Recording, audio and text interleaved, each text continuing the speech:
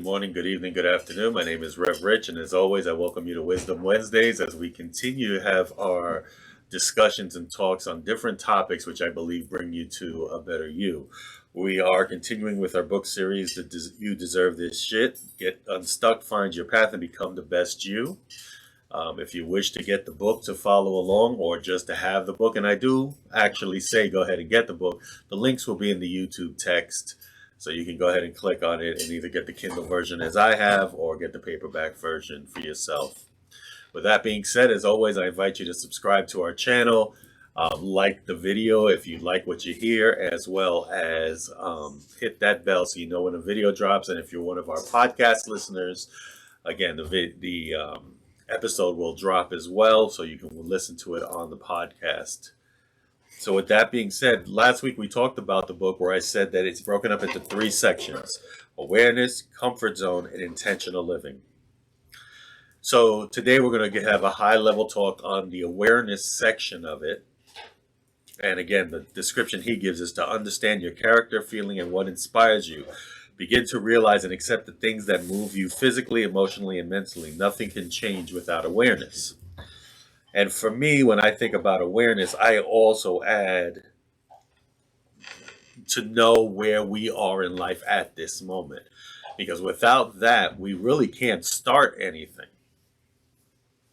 Because if we have visions of grandeur, and there's nothing wrong about visualizing yourself at where you want to be, but you want to understand where you are. Even in a 12-step program, the first thing is to acknowledge that whatever the addiction is, that you have this addiction and that you're willing to work through it. And it's the same thing when we talk about awareness, is that with awareness, we need to know where we are right now. Obviously, I picked up the book because I felt stuck, or maybe I felt like I wasn't the best me. And there are things in my life I needed to work on, and the book fell into place. And it's the same thing with you. So I ask you today to take that step and say, hey, where am I today? Now, this is not an excuse to start beating yourself up. This is definitely not an excuse to give up. This is a time and a place to reflect of where you are today. So that as you begin to do this work, you can actually see the gradual improvements as you go. So again, the author puts down the goal of this section is to teach you different lessons that he learned along his journey and reconnected me with my own awareness that can be reconnect you with yours. So we're going to talk about the tools that he's going through here, and I'm going to hit everyone at a high level, like I said. And the reason I do this is because I really want you to get the book. It doesn't matter how you get it, whether you go to Barnes & Noble, buy it on Amazon. Our links will go to Amazon, but the point is that as you read the book, you get to share his stories and do the things that he does. So he talks about 4 things to work on during this time, and each one of these hit home with me. So how journaling can become your best tool, the importance of noticing the small things, what honest self-questionings can you do for you, and how to adapt to your surroundings, and the power of stillness and silence. And in the last one, I'll give you a quick hint that if you go back to my Meditation Monday this week, I actually covered the 3 types of meditation that he recommends into one meditation practice, so that if you're new to meditation or you just feel like you need to be guided during those meditation, you can listen to that meditation over and over again. So just, add it to your meditation list, or at least bookmark it so that you have it. Okay, so with that being said, let's talk about journaling. Now, for me, journaling has always been there. Journaling is a practice I picked up from Robin Sharma. Again, if you don't know who Robin Sharma is, he's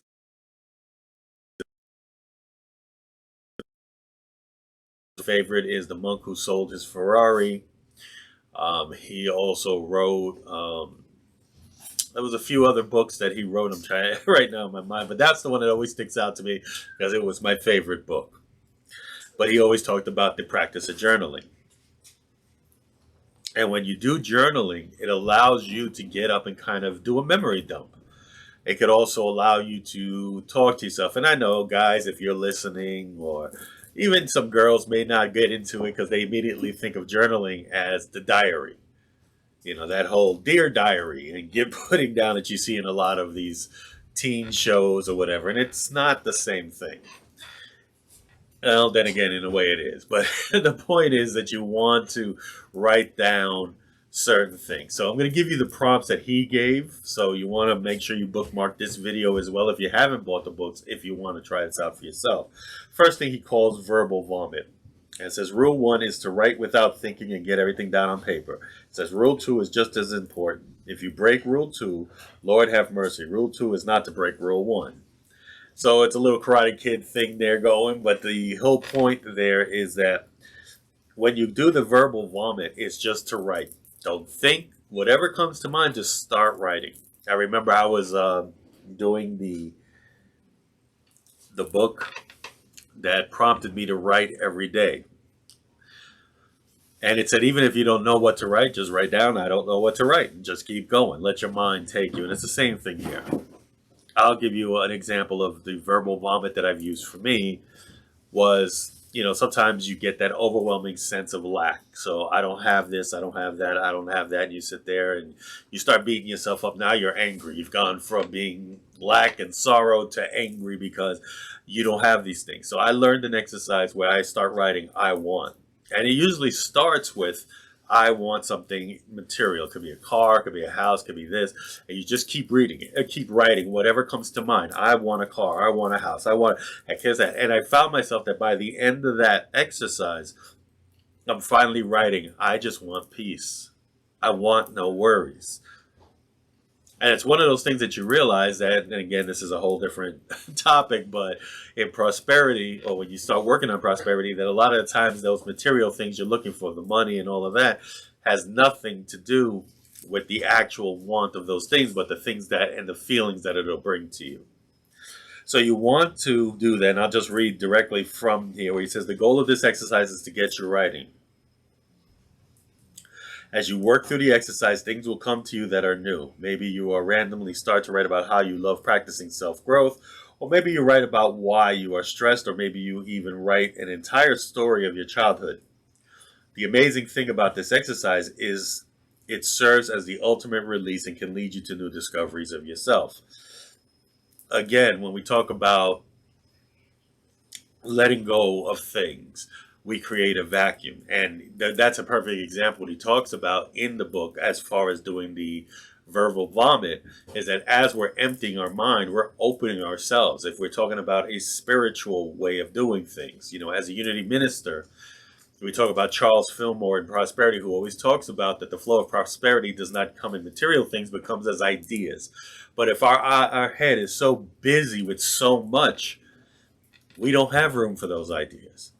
But when we do the journaling, we do the vomiting right onto our page and just let it go, you'll see that idea start to come. And just like he said, you may end up coming with an idea for a book or anything else that you may need to do. The next thing on journaling is the gratitude journaling. And again, it's about being thankful. During the meditation, if you do go back and listen to it, you'll notice that I start going through, I am grateful. I am so grateful for, and allow you to fill in the blank. And it's because it changes our attitude to that of gratitude. I'm grateful for having, this electronic piano that's here to my right, in the hopes that maybe one day I'll have a spiritual center and maybe have a grand piano in there for a musician to come play. So these are the things that we want to talk about when we're doing gratitude. And he gives some prompts here, which I think are great. So when you're journaling your gratitude, something you are grateful for that happened yesterday. So again, we're going to look back and say, what was I grateful for yesterday? Something you're grateful for today. What has happened? What are you doing? What's going on? One thing you're looking forward to today. Someone you're grateful for from your childhood. One seemingly insignificant item you're grateful for that's right in front of you. And once you write those things, you begin to see. There was a person I used to follow. He actually wrote the book, A Complaint-Free World, Will Bowen. And he talked about, his gratitude practice, he would take mala beads. And if you know what mala beads, it's 108 beads. And every night he would strive to do 108 things he was grateful for.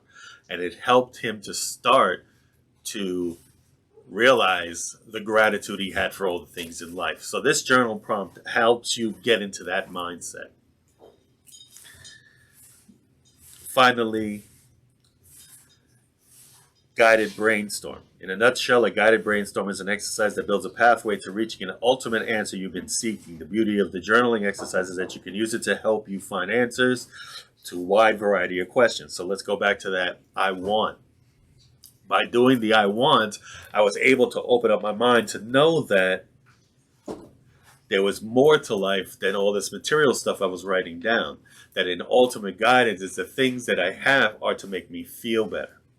If you've ever been in a cluttered room or something, a messy house, or walked into a place with a lot of chaos, your mind goes all over the place.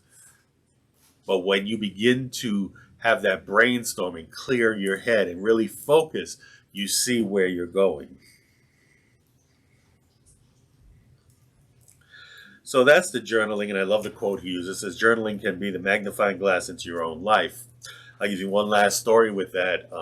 A friend of mine, Jessica Janier, who wrote the book A Colorful World, and we were talking about how people have asked me and said you should write a book, things like that, and I've always been kind of opposed to it because my heart isn't in writing a book just yet. And she said, yeah, the way I wrote my book is I had to go back to my journals, and even though sometimes some of those stories were painful, and I was able to write my book. So imagine what journaling can do for you, and even maybe the generation.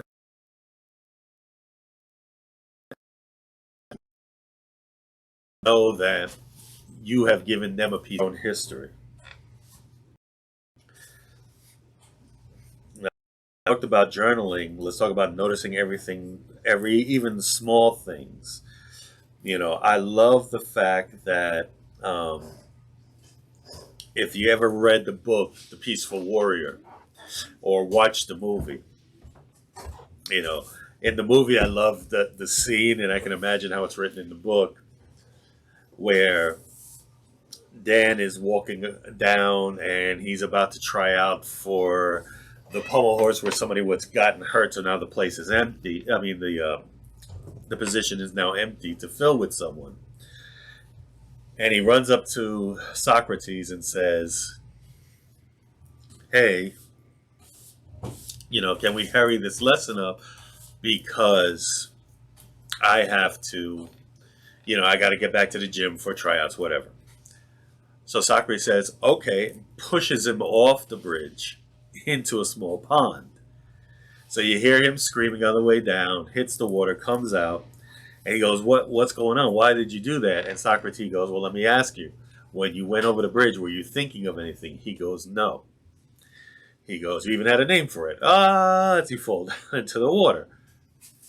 And he goes, it means nothing. He goes, no, you're focused on this. He goes, yeah, but there's never anything really going on. And he places his hand on Daniel-san. Now, I know in the movie it's got to be a little bit more that, but at that moment, everything slows down. And he now notices, a romantic couple in a corner. He notices the birds flying by. He notices a breeze. He notices a smile. And these are things that we all tend to miss. My own story, I remember my mom was applying for something and she was real nervous that she wasn't going to get it. And I had a hand in it. And she called me that morning. And I remember I drove up to my job, and this is when the job was in New Jersey. And I was stepping out of my car. And literally, as I stepped out, there was a bunny rabbit sitting right there. And he just sat there and looked at me. Didn't move, didn't run like normal, just sat there and looked at me. And of course, me being who I am, I sat there and I bowed and I said, thank you, how are you doing? And the bunny just looked at me like I was crazy, but that was okay. But the point was that I took the time to notice that. Whereas most times I'd be jumping out of the truck, getting around, going to the front entrance, going upstairs because, I was either in a rush or I had to get to work and I had a lot of things to do. But because I saw this movie and I saw that scene, and it's the same thing here. I love the quote where he says, the small things in life teach the most profound lessons. Do we take time to look around? Mindfulness eating is a perfect example of that, where you take one piece of food, you look at it, you smell it, you put it in your mouth, you chew it, you feel the texture, the taste. How does it feel in your mouth?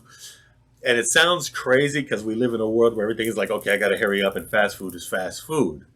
But it is that mindfulness practice of learning that everything around you, that the smallest things can really take time. And again, honest self questioning. So some of these we want to ask ourselves, what are the things that we do that we can ask ourselves what's happening? So I love here he has a list in the book. It says emotional triggers. What triggers your emotions most? What are positive, actionable steps you can take to overcome those triggers moving forward? You guys, if you've heard me in any of my talks, I've always talked about triggers. I've learned over the years that especially if I get angry, when I stop and breathe, I realize that the trigger is deeper than just what's happening in that situation. Happiness, gratitude, and enthusiasm. What makes you vibrate with happiness and gratitude? What is life energizes you and fills you with enthusiasm? You may want to ask yourself about overcoming pain and finding forgiveness. When somebody hurts you, how do you not let the pain destroy the walls of your heart? How do you move toward forgiveness? Understanding incorrect socialite assumptions. What does society say you must do that you don't agree with? You've heard that out of my mouth lots of times.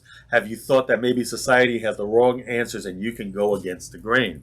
Can you truly be true yourself, or do you have to be part of this society?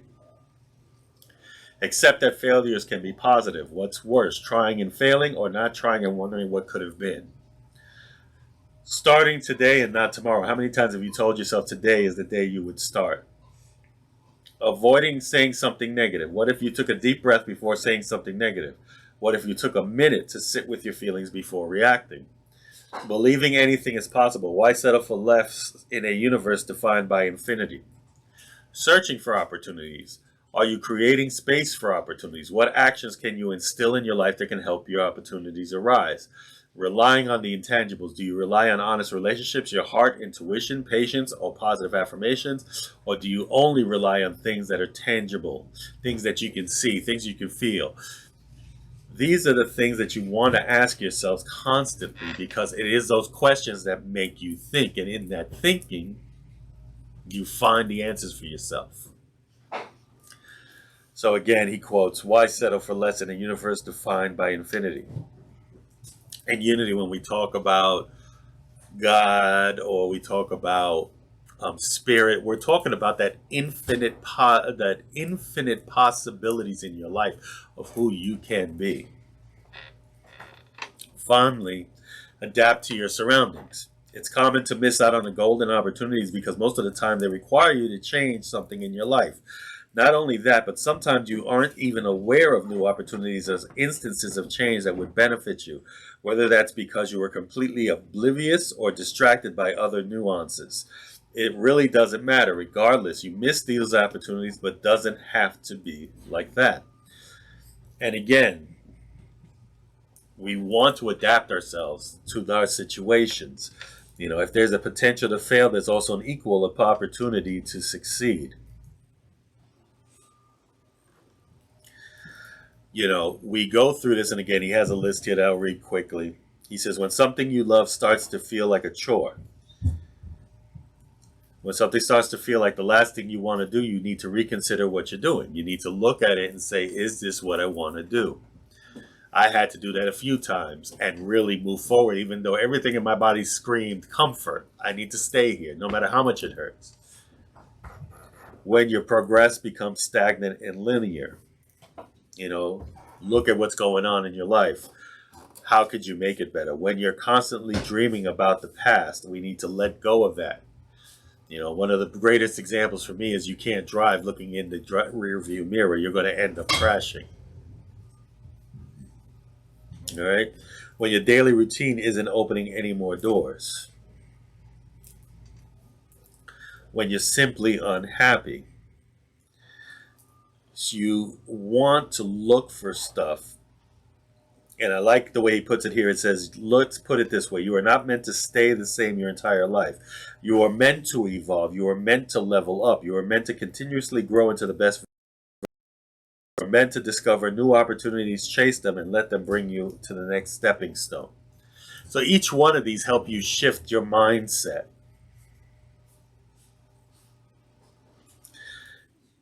Shift your mindset so that when these things start to happen, we hear it all the time. My wife and I used to go back and forth with everything needs to be fun. If it's not fun, I don't want to do it. And I'm like, guess what? Life isn't always going to be fun. But even now, she quotes Peaceful Warrior where he says, "It's not you don't always do what you love. A warrior finds the love in what he does." And we've learned that now, that whether we're running our business, whether we're doing studying, whether we're doing whatever, is turn inside and say, why did I start this? And what do I love about it? And his quote here, I love: trust what the universe wants you to do. You're worthy of its guidance. And then finally, the meditation piece of this. We talked about that, taking a few issues, you know, he talks here. It says it's made considerable, and excuse me, there were and still are repercussions from trying to live out of that kind of life where we're warriors, we're trying to be in a popularity contest. And then he says there's a few issues to entitlement. You believe you're always right. Your ego prevents you from admitting you're wrong. You resist asking yourself honest questions because your truthfulness scares you. And he uses a colorful word there, and your lack of awareness and self-awareness. So we talked about being aware. So we talk about meditation. And as I said, I'm plugging it one more time because trust me, sometimes I wish I had those tools when I read books like this, because you try to do meditation on your own. If you've ever done a silent meditation, you know how tough it can be and how quickly we give up. But he talks about the gratitude meditation, focusing on what you're grateful for. Second type of meditation is the manifestation meditation. Bring your dreams to existence, where you do a visualization of what your life is and how it's supposed to be. And then finally, the silent meditation, where you close your mind, you quiet your mind. I always say that that's the way you listen to intuition. Where you can listen to intuition, listen to God, whatever it is. I always used to make a joke that you watch people pray, and people immediately would start bargaining, tell God what they want, blah, blah, blah, this and that, all the other amen click. And it's like, if that was a phone conversation, I always believed that God would be listening on the phone. And you would go through this lecture, and then all of a sudden, all right, amen, click, and God's looking at the phone going, I didn't even get a chance to answer you.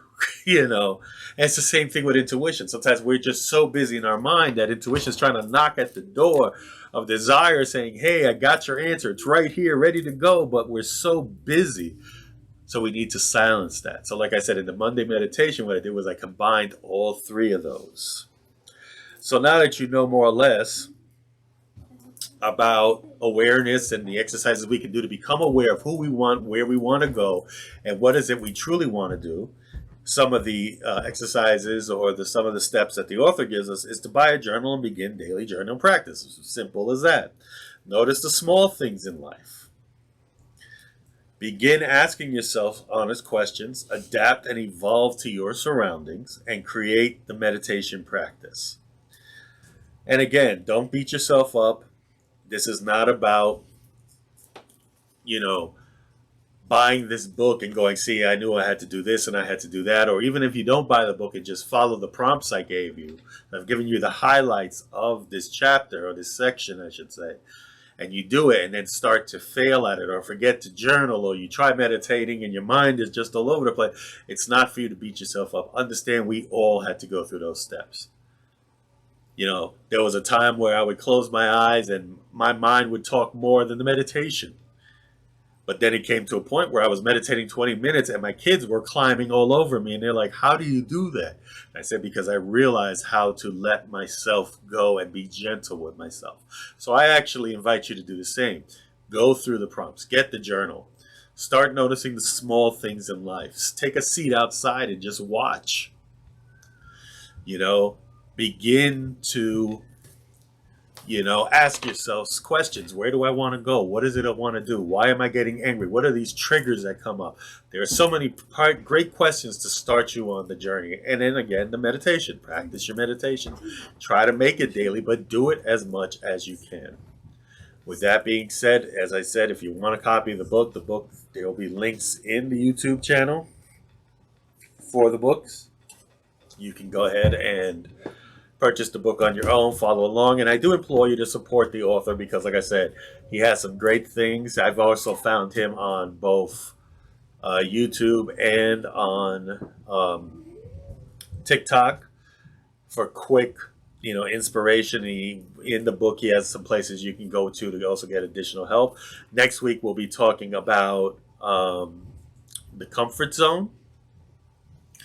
And we'll talk more about that. And we all know, if you've heard me say it before, all your success is right outside the comfort zone. But you don't want to get comfortable in the new zone because that zone is just going to continue to grow.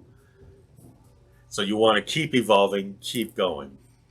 As always, love you, nothing you can do about it, and I will see you on the next episode.